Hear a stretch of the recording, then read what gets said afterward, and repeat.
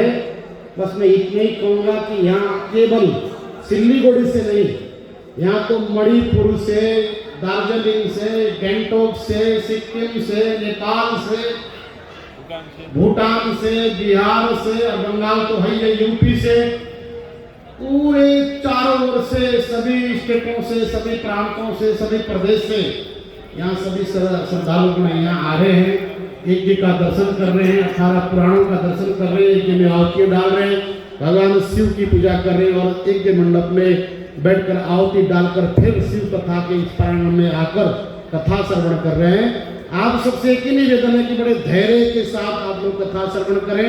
मैं 2 दिन से देख रहा था कि आप लोग बीच में कथा विश्राम होते ही आप लोग उठ के चले जाते हो, अन्य कार्यक्रम ऐसे रह जाते हैं। लेकिन जहां आप आए हो थोड़ा सा समय का दान और दो।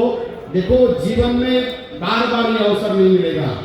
नीलग्रीवासी कंठा की वाग्मी उपस्थिता, ये हमारे जीवन की परम सौभाग्य की बात है कि हमें ऐसा जीवन में अद्भुत एक ऐसे समूह में हमको यहाँ आने को हमको मिल रहा है जहाँ इतनी श्रद्धा से।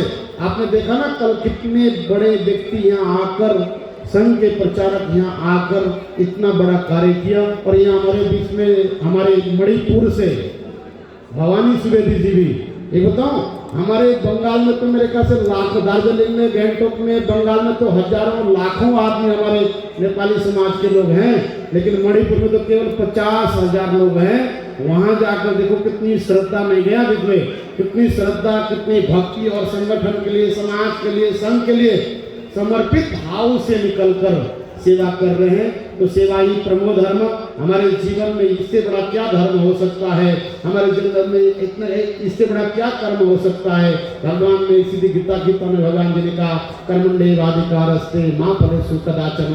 हमारे जीवन में ऐसा हमको अवसर प्राप्त हुआ है। और एक बात और कहूँ, यदा यदा धर्मस्य ग्लानिर्भवति भारत अभ्युत्थानम धर्मस्य धर्म संस्थापनार्थाय संभवानी युगे युगे। साक्षात भगवान देवादेव महादेव का यहाँ आगमन हुआ है। भगवान का ऐसे आगमन नहीं होता कि 30 कोटि देवता यहाँ आए हुए हैं और इनके दर्शन करने का आपको सौभाग्य मिला है। बस इतने में कहूँगा कि संगठन से जुड़ो और समाज की सेवा के लिए, राष्ट्र की सेवा के लिए, गौ सेवा के लिए, भारत माता की सेवा के लिए और अपने धर्म के प्रति निष्ठावान बनकर निरंतर अपने जीवन को सार्थक बनाओ।